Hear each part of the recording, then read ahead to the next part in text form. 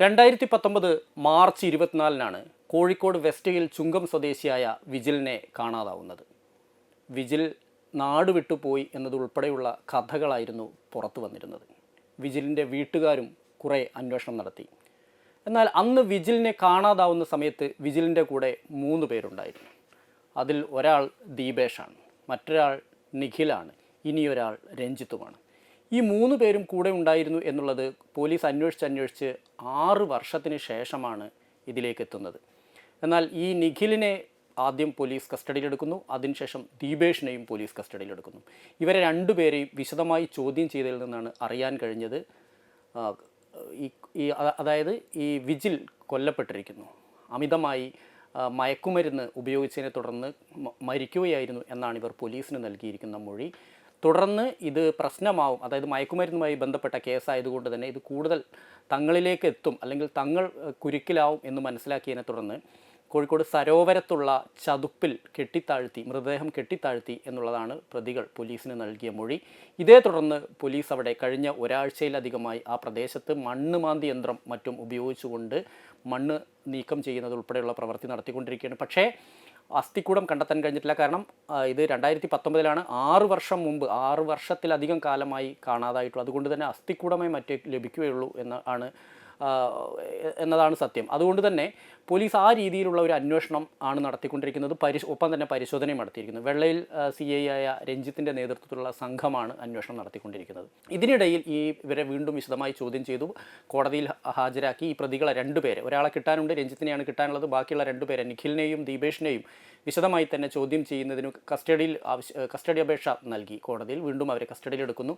അതിനുശേഷം ഇവർ പറയുന്നൊരു മൊഴി അനുസരിച്ചാണെങ്കിൽ ആദ്യം ഈ ചതുപ്പിൽ, സരോവരത്തിലുള്ള ചതുപ്പിൽ താഴ്ത്തി ഈ ദിവസം, അതായത് ഈ മരിച്ച ദിവസം വിജിലിൻ്റെ മൃതദേഹം ചതുപ്പിലേക്ക് താഴ്ത്തുകയും പിന്നീട് അടുത്ത ദിവസം വന്നു നോക്കിയപ്പോൾ ഇതിൻ്റെ തല കുറച്ചു ഭാഗം പുറത്തേക്ക് കാണുകയും ചെയ്തു.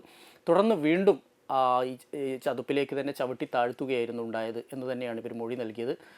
അതിനുശേഷം പിന്നീട് ഇവർ മറ്റൊരു മൊഴി കൂടി നൽകിയിട്ടുണ്ട്. കാരണം ഈ മൃതദേഹം ഇതൊരു അസ്ഥിക്കൂടമായ സമയത്ത് ഈ മൃതദേഹം അഴുകി അസ്ഥിക്കൂടം മാത്രമായി മാറുന്നൊരു ഘട്ടത്തിൽ ഇതെടുത്ത് കടലിൽ കൊണ്ടുപോയി തള്ളി എന്നുള്ളതാണ്. കടലിൽ കൊണ്ടുപോയി പൂർണ്ണമായും തള്ളി എന്ന് തന്നെയാണ് ഇവർ മൊഴി നൽകിയിരിക്കുന്നത്. ഇത് പോലീസിന് വലിയ വെല്ലുവിളിയായിരിക്കുന്നു ഈ അന്വേഷണം. കാരണം പരിശോധനയിൽ, ഈ കഴിഞ്ഞ കുറേ ദിവസമായി നടത്തിയ പരിശോധനയിൽ ഒരു മുടിയെങ്കിലും, വിജിലിൻ്റെ എന്ന് പറയുന്ന ഒരു മുടിയെങ്കിലും കണ്ടെത്താനുള്ള ശ്രമം പോലീസിൻ്റെ ഭാഗത്തു നിന്നുണ്ടായി. പക്ഷേ ഈ ചതുപ്പ് വെള്ളം നിറഞ്ഞു കിടക്കുകയാണ്. മാത്രമല്ല ഈ എക്സ്കവേറ്റർ ഉപയോഗിച്ചുകൊണ്ട് ഇവിടുന്ന് മണ്ണ് മാന്തി എടുത്ത് ഇത് കണ്ടെത്തുക എന്നുള്ളത് വലിയ ദുഷ്കരമായിട്ടുണ്ട്. കാരണം വലിയ ശക്തമായ മഴയാണ് കഴിഞ്ഞ കുറേ ദിവസങ്ങളായിട്ടുണ്ടായിരുന്നത്. ചെറിയ രീതിയിൽ മഴ മാറിയിട്ടുണ്ടെങ്കിലും മഴ ഇപ്പോഴില്ലെങ്കിൽ പോലും ഈ ചതുപ്പ് വളരെ, ഈ സമീപത്താണ് കനോലി കനാലുള്ളത്, അതുപോലെ തന്നെ പൂർണ്ണമായും ചതുപ്പ് നിലനിൽക്കുന്ന ഒരു പ്രദേശം കൂടിയാണ്.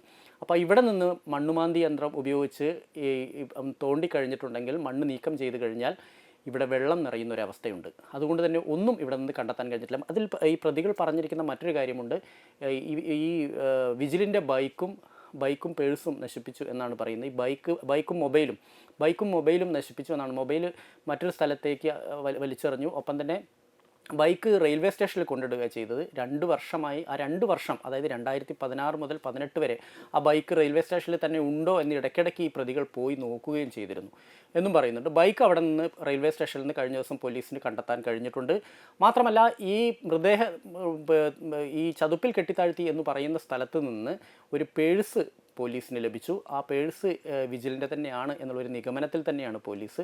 അതുപോലെ തന്നെ ഈ മൃതദേഹം ഇവിടെ നിന്ന് എടുത്ത് കടലിൽ കൊണ്ടുപോയി തള്ളിയാൽ ഒരുപക്ഷെ അത് വീണ്ടും പരിശോധനയ്ക്ക് പോലും കിട്ടാനുള്ള സാധ്യത വളരെ കുറവാണ്. അതുകൊണ്ട് തന്നെ ഇവിടെ കൃത്യമായ ഒരു പരിശോധന നടത്തി അവിടെ നിന്ന് മുടിയോ മറ്റെന്തെങ്കിലും ഒരു വിജിലിൻ്റേത് എന്ന് പറയുന്ന ഒരു തെളിവ് കണ്ടെത്തുക എന്നുള്ളതാണ് പോലീസിനെ സംബന്ധിച്ചിടത്തോളം. അല്ലെങ്കിൽ ഈ കേസ് കോടതിയിലെത്തുമ്പോൾ നിലനിൽക്കാനുള്ള സാധ്യതയില്ല. ഒരുപക്ഷെ കോടതിയിലെത്തുമ്പോഴത്തേക്ക് തങ്ങളെ പോലീസ് ബലം പ്രയോഗിച്ച്, അല്ലെങ്കിൽ മർദ്ദിച്ചും തങ്ങളെ കൊണ്ട് സത്യം പറയിപ്പിച്ചതാണ് എന്നുള്ള രീതിയിലേക്ക് പ്രതികൾക്ക് വേണമെങ്കിൽ കോടതിയിൽ അങ്ങനെ ഒരു വാദം ഉന്നയിക്കാം. ഇത് പോലീസ് മുൻകൂട്ടി കണ്ടുകൊണ്ട് തന്നെ വളരെ ശാസ്ത്രീയമായ രീതിയിലുള്ള ഒരു അന്വേഷണവുമായി തന്നെയാണ് മുന്നോട്ട് പോകുന്നത്. അമിതമായി ഇവരെല്ലാം തന്നെ മയക്കുമരുന്ന് സംഘത്തിൻ്റെ ഭാഗമായി തന്നെ പ്രവർത്തിക്കുന്നവരാണ്. ഇപ്പോൾ പിടിയിലായിരിക്കുന്ന എരഞ്ഞിപ്പാലം സ്വദേശിയായ നിഖിലിൻ്റെ വീട്ടിൽ നിന്ന് വളരെ കുറച്ച് ദൂരമാണ്. യഥാർത്ഥത്തിൽ ഈ എരഞ്ഞിപ്പാലത്താണ് ഈ സരോവരമുള്ള. നിഖിലിൻ്റെ വീടിൻ്റെ ഏറെക്കുറെ അടുത്ത് തന്നെയാണിത്. ഒപ്പം തന്നെ വേങ്ങേരി സ്വദേശി, വേങ്ങേരിയും ടൗണിൽ തന്നെ കോഴിക്കോട് കോർപ്പറേഷൻ ലിമിറ്റിൽ വരുന്നൊരു സ്ഥലമാണ് വേങ്ങേരി. വേങ്ങേരി സ്വദേശിയാണ് ദീപേഷ്. മറ്റൊരാൾ പൂവാട്ടുപറമ്പിൽ സ്വദേശിയാണ്. പൂവാട്ടുപറമ്പിൽ നമുക്ക് അറിയാം, കോഴിക്കോട് മെഡിക്കൽ കോളേജിൽ നിന്ന് ഒരു 15 മിനിറ്റ് മാത്രം യാത്ര ചെയ്താൽ എത്തുന്ന ഒരു സ്ഥലമാണ്. അതും ടൗണിൽ നിന്ന് ടൗണിൻ്റെ സമീപ പ്രദേശം തന്നെയാണ്. ഈ കാണാതായിരിക്കുന്ന രഞ്ജിത്ത് പൂവാട്ടുപറമ്പ് സ്വദേശിയാണ്. പൂവാട്ടുപറമ്പ്, കുറ്റിക്കാട്ടൂർ, വെള്ളിപ്പറമ്പ് ആ പ്രദേശം കോഴിക്കോട് മെഡിക്കൽ കോളേജിൻ്റെ ഭാഗമാണ്. ഇവരെല്ലാം തന്നെ മയക്കുമരുന്ന് ഉപയോഗിക്കുന്നവരാണ്. ഇവർ മയക്കുമരുന്ന് ഉപയോഗിക്കുമ്പോൾ വിജിലും അവിടെ ഉണ്ടായിരുന്നു ഇവരുടെ കൂടെ. മയക്കുമരുന്ന് ഉപയോഗിച്ച ശേഷം വിജിൽ അമിതമായി മയക്കുമരുന്ന് ഉപയോഗിച്ചു. അവിടെ അങ്ങനെ വീണു കിടന്നു എന്നാണ് പറയുന്നത്. വീണു കിടന്ന ശേഷം ഇവരും ഇത് ഉപയോഗിച്ചതിന് ശേഷം ഇവർ പഴയ ആ ഒരു പൂർണ്ണമായൊരു ബോധാവസ്ഥയിലേക്ക് വന്നപ്പോൾ ഇയാൾ അവിടെ തന്നെ, ഈ വിജിൽ അവിടെ തന്നെ വീണ് കിടക്കുന്നു, അതിൽ മരിച്ചു കഴിഞ്ഞിരിക്കുന്നു എന്ന് അവർക്ക് മനസ്സിലാക്കുകയും തുടർന്ന് ഇത് വലിയ കൊള്ളക്കം ആവും, വലിയ പ്രശ്നങ്ങളുണ്ടാവും എന്ന് കണക്കുകൂട്ടിക്കൊണ്ട് തന്നെയാണ് വിജിലിൻ്റെ മൃതദേഹം അവിടെ കെട്ടിത്താഴ്ത്തിയെന്നാണ് പ്രതികൾ പറയുന്നത്. പക്ഷേ അതുപോലെ തന്നെ ഇയാളുടെ ഈ വിജിലിൻ്റെ മാതാപിതാക്കൾ, അതായത് വെസ്റ്റിൽ ചുങ്കം സ്വദേശിയായ വേലത്തുപടിക്കൽ വിജിലാണ്. വിജിലിൻ്റെ മാതാപിതാക്കൾ പറയുന്നത് വിജിലിനെ കൊലപ്പെടുത്തിയതാണ് പ്രതികൾ എന്ന് തന്നെയാണ്.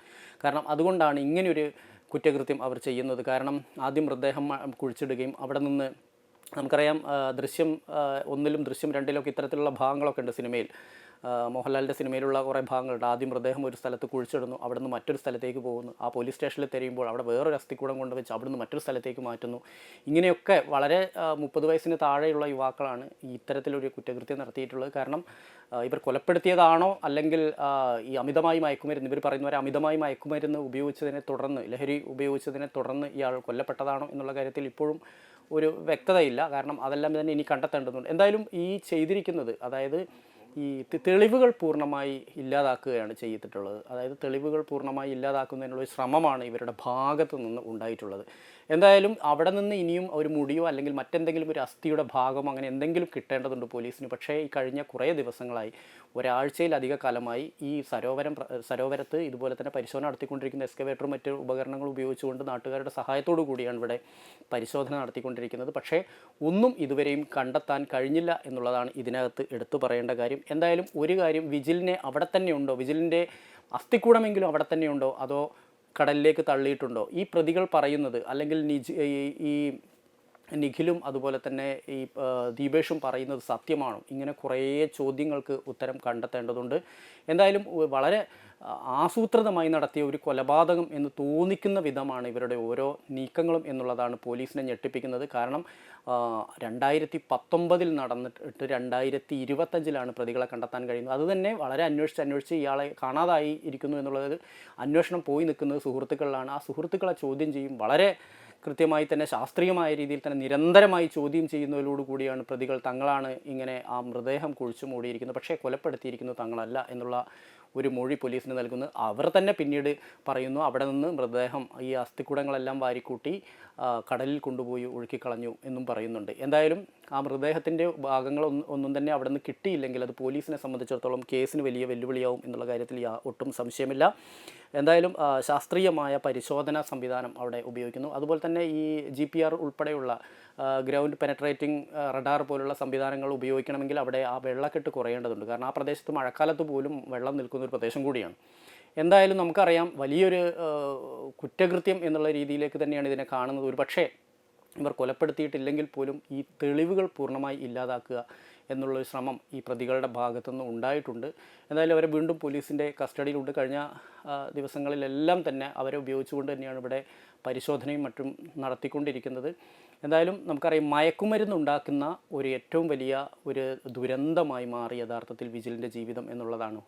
ഒരുപാട് വിജിലുമാർ ഇതുപോലെ തന്നെ കാണാതായവരുണ്ടാവാം, അവരൊക്കെ ജീവിച്ചിരിപ്പുണ്ടോ എന്ന് പോലുള്ള സംശയം നമുക്കുണ്ട്. എന്തായാലും മാതാപിതാക്കളും ശ്രദ്ധിക്കപ്പെടേണ്ടതാണ്, പൊതുസമൂഹവും ഇക്കാര്യത്തിൽ ശ്രദ്ധിക്കപ്പെടേണ്ടതാണ്. കാരണം ഒപ്പം തന്നെ പുതിയ തലമുറ ശ്രദ്ധിക്കേണ്ടത്, മയക്കുമരുന്നിന് ഇത്തരത്തിലുള്ള ചതിക്കുഴികളുണ്ട്, ആ ചതിക്കുഴികളിൽ പോയി വീഴാതിരിക്കുകയാണ് ചെയ്യേണ്ടത്. അല്ലെങ്കിൽ വിജിലിൻ്റെ പോലുള്ള അവസ്ഥയിലേക്ക് വരും, നിഖിലിൻ്റെ പോലുള്ള അവസ്ഥയിലേക്ക് വരും, ദീപേഷിൻ്റെ പോലെയുള്ള അവസ്ഥയിലേക്ക് വരും, രഞ്ജിത്തിൻ്റെ പോലെയുള്ള അവസ്ഥയിലേക്ക് വരും. ഒരാൾ മരിക്കുന്നു, മറ്റ് സുഹൃത്തുക്കൾ, ആത്മാർത്ഥ സുഹൃത്തുക്കൾ ഇതുമായി ബന്ധപ്പെട്ട് കേസിൽ കുടുങ്ങിയിരിക്കുന്നു എന്നുള്ളൊരു അവസ്ഥയിലേക്കെത്തും. ഇത് വളരെ ജാഗ്രതയോടുകൂടി തന്നെ നമ്മുടെ പൊതുസമൂഹം ചർച്ച ചെയ്യേണ്ടതും മയക്കുമരുന്നിനെ അകറ്റി നിർത്തേണ്ടതുമായ ഒരു കാലമാണ്.